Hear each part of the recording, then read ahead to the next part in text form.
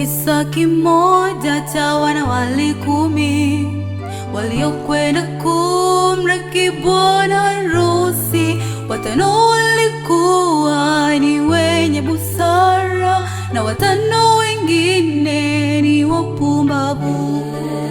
Kisa kimoja cha wanawali 10 waliokwenda kumlaki bwana harusi. 5 walikuwa ni wenye busara na 5 wengine ni wapumbavu.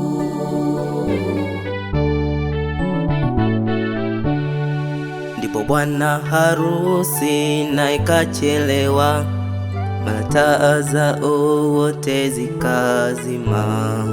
Wale wenye busara wakaongeza, maana walikuwa na ya akiba.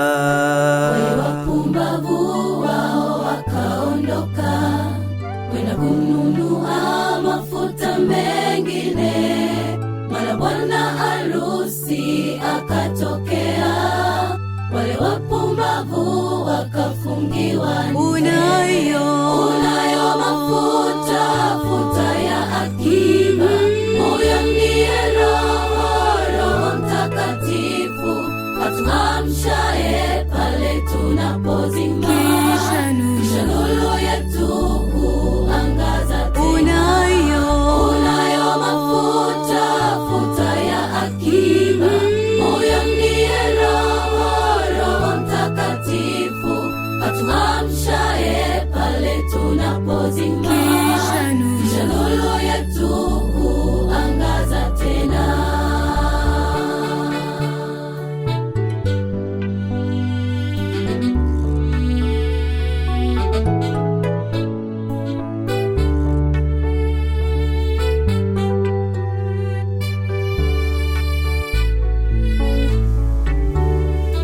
Je, nasi ndugu tunayo mafuta, au ndio miongoni mwa wapumbavu?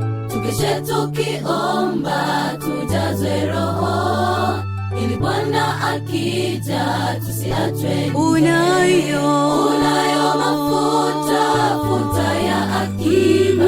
Huyo ndiye Roho Mtakatifu atuamshaye pale tunapozima. Kisha nuru